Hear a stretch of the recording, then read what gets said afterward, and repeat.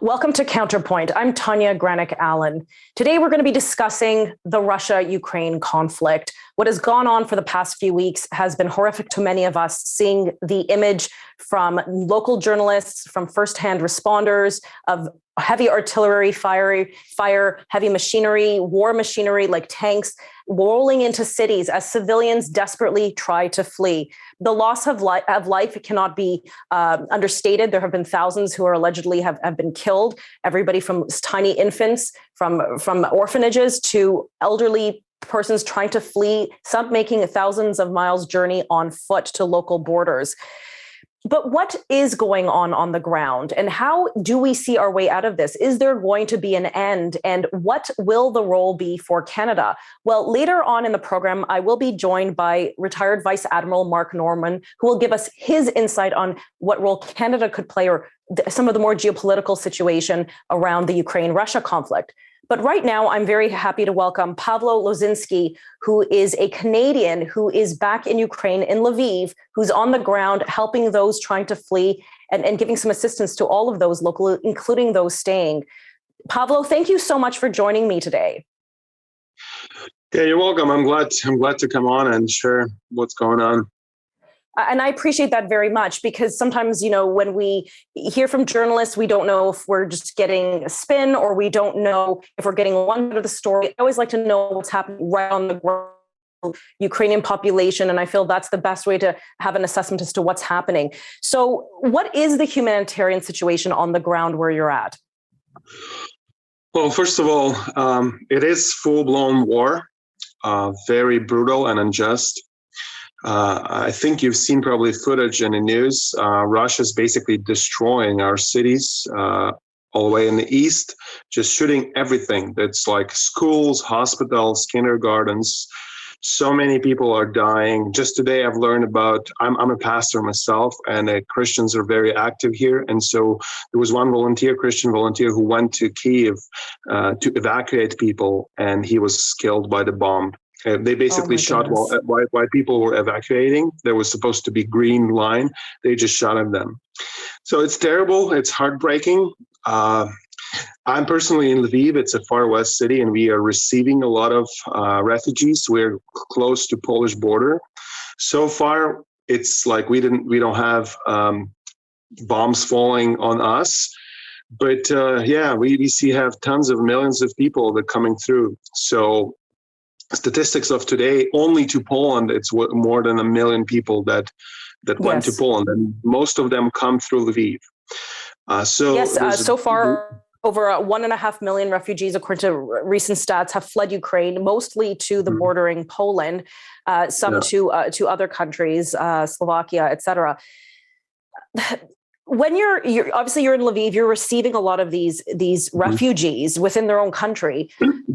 What state are they in? What is their mental state? How far have they traveled? What is their mental state, and who's coming? Everybody.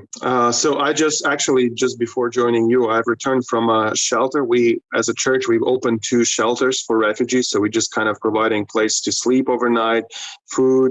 Some of them just flee basically in their home clothes. So some of them need that. And they devastated, they shocked. Some of them went in time, so they didn't see bombs yet. But some, like I talked to a lady who said for 3 nights, there was like rockets flying above them because their apartment building, and behind them, there was something that Russia was shooting on. So it was really difficult, and they just couldn't just withstand mentally. So people just left everything. They packed everything they have like in a suitcase. So basically all their lives is in a suitcase. Right. So they need encouragement. They need a word of hope. We're trying to provide that as well, provide like a warm place to sleep. And Lviv is just exploding. We have tons of people, and we're just trying to find every possible room to host them and just to mentally and spiritually support them. And we only have about 30 seconds before commercial, but are people hoping to stay in Lviv and then maybe return back when things stop, hopefully soon, or are they continuing on westward? Most people do. Most people continue on westward because they're really afraid. Men stay. Like they stay ready to. Some join our volunteer team and help us here. Some go back and they're ready to join territorial defense and help to fight for our country. But, okay, well, thank you for that. We've got to cut to commercial break, but I want to hear more about what your firsthand account has been in the ground in Ukraine. We'll be right back. Okay.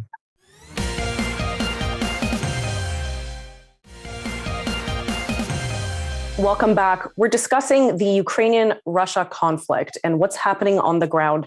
And joining me again is Pavlo Lozynsky, who's a Canadian, but of Ukrainian descent, born in Ukraine, and he's also a missionary and pastor. Pavlo, could you explain to us, how did you end up in Ukraine? I know we hear so many, diaspora Ukrainians who are going back to fight or going back to help refugees escape or going to help out with humanitarian missions. Did you come when you heard that this war was going to break out, or how long have you been in Ukraine now?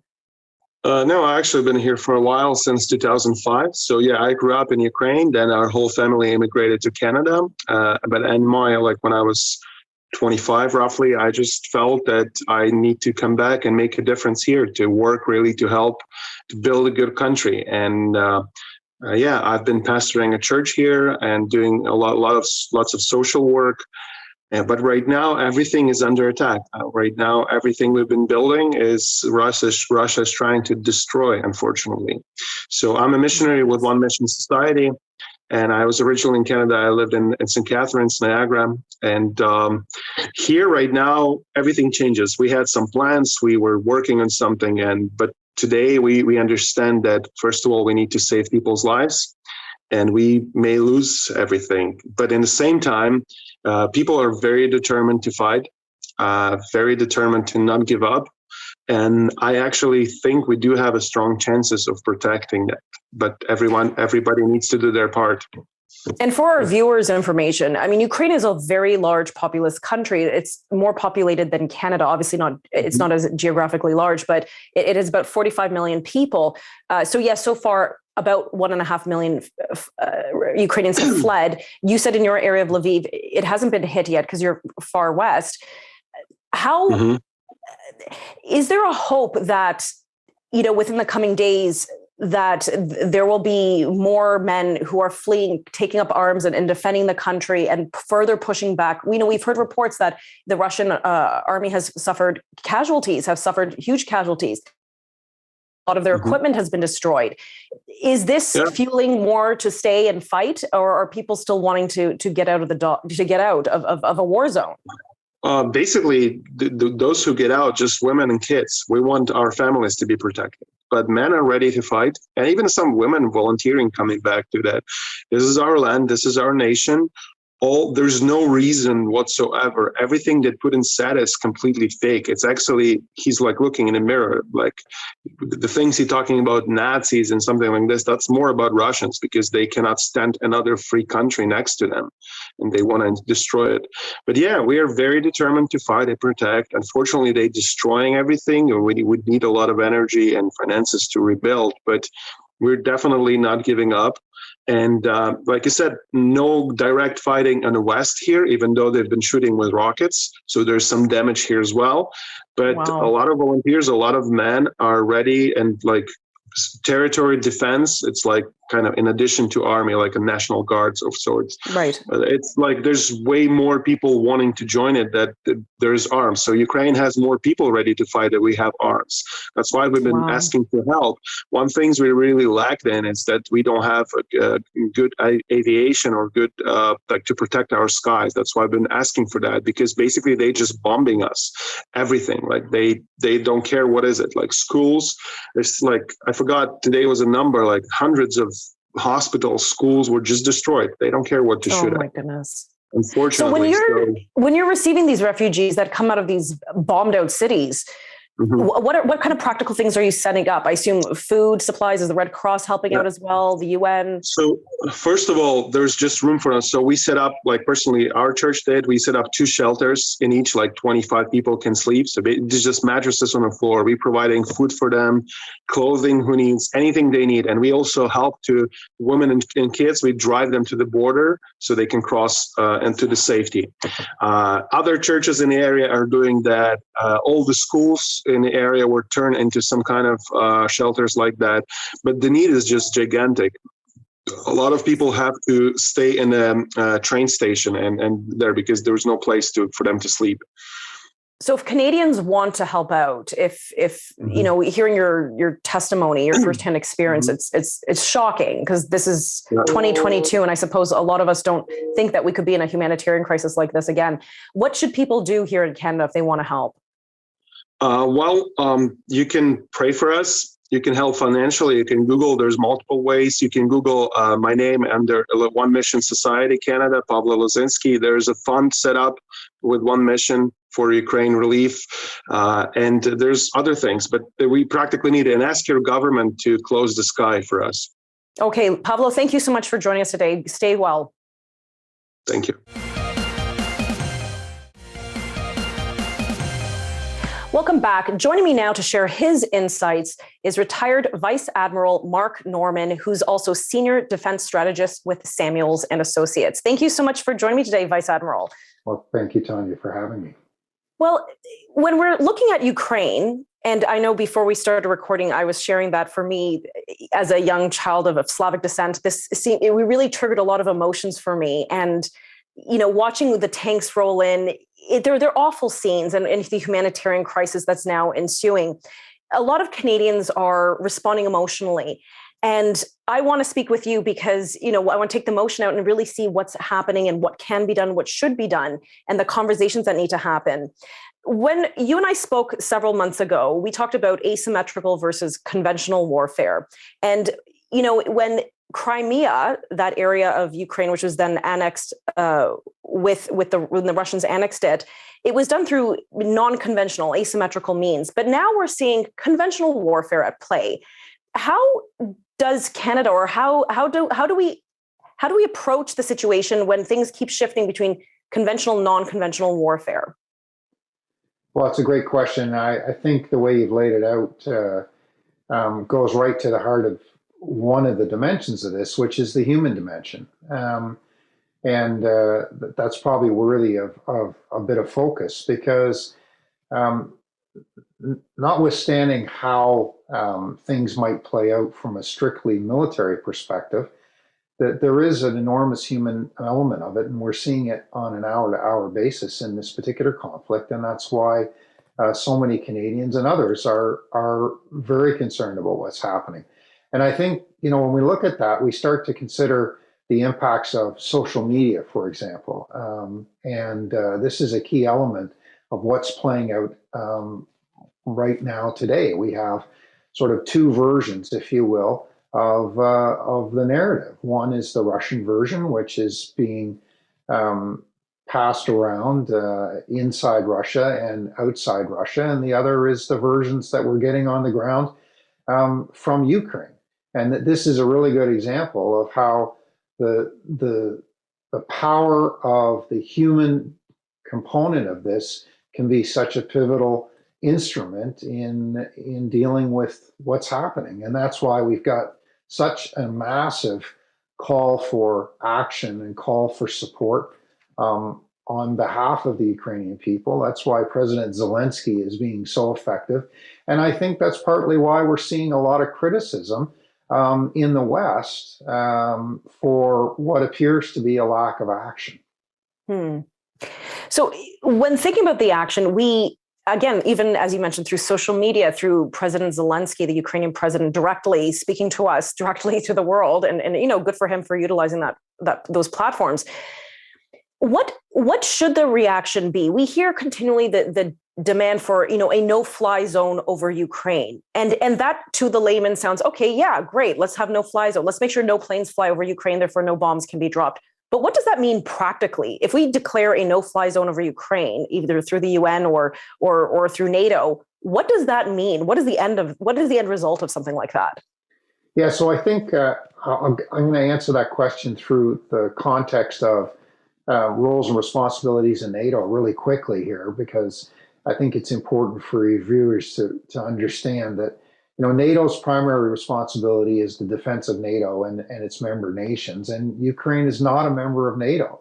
However, NATO has in the past intervened in other conflicts, both in its near area of influence and more broadly around the world. But the issue of a no-fly zone is a really good example of this frustration that I was referring to earlier. In essence, what we are talking about is a declaration of an area that would be denied use by aircraft but for the Russians. And this would mean a direct action, military action by NATO, if we assume that NATO are the ones who are would do this, and that would put NATO forces in direct potential conflict, not just with the aircraft of the Russian armed forces that could be flying in Ukraine, but it would also put them in potentially direct conflict with Russian air defense capabilities, missiles and the like, that could be based actually inside Russia, because they have extensive ranges of multi-hundreds of kilometers. So this is why this is such a difficult issue to get our heads around. It is in fact difficult. And that's why I always caution friends and maybe even my viewers, don't just throw words around. There are actual serious consequences when we discuss reaction. But I want to unpack more of this in just a few moments when we return.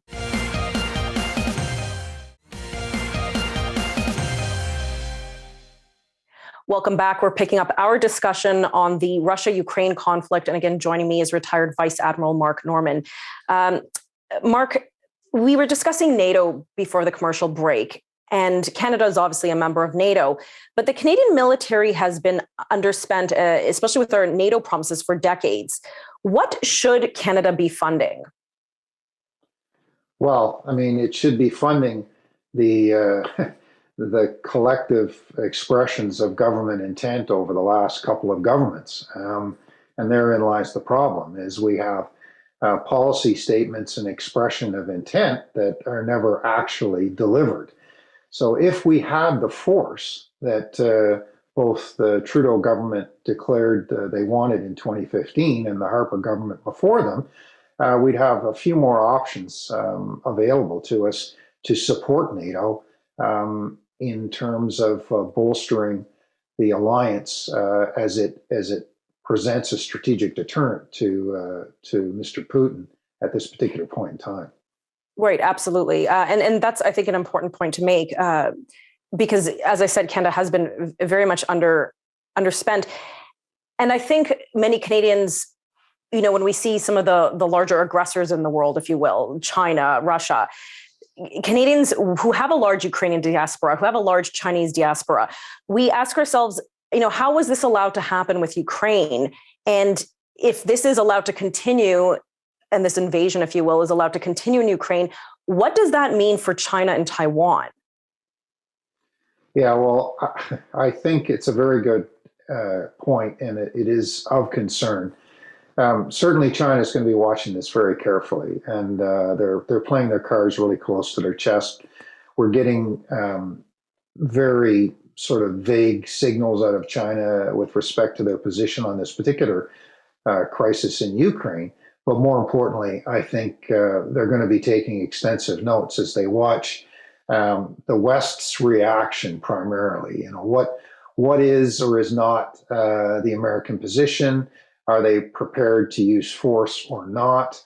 And certainly the sanctions themselves, I think, have got the Chinese attention. It's interesting in this specific case that President Biden made the explicit comment some weeks ago now that he would not involve American troops in this situation, which then, of course, removes any doubt in the minds of a potential adversary as to what the American intent is. I don't think they're going to be quite that explicit in terms of Taiwan as we go forward. And that will hopefully keep the Chinese thinking very carefully about what they consider doing. I agree. Again, bringing it back to Canada, when I think about how this conflict could, obviously it's impacting, civilians around the world. Our local Canadian-Ukrainian community is obviously impacted through relatives and humanitarian campaigns, et cetera. But our weakest border seems to be for us the Arctic.